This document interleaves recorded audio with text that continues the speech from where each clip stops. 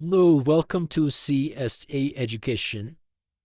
I have a question for you. 10 divided by 5 over 5 divided by 10. To solve this, we will make two parentheses. The first parenthesis will include numerator 10 divided by 5 and the other,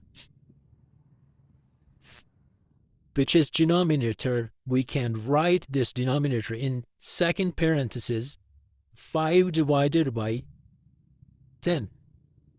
Now 10 divided by 5 will be equal to 2.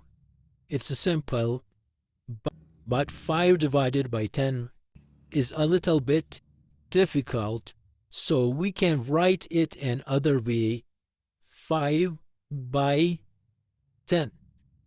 So 2 divided by, it can be written as 1 by 2 because there is cancellation between 5 and 10.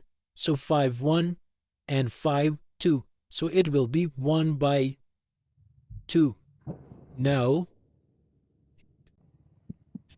keep the 2 as it is.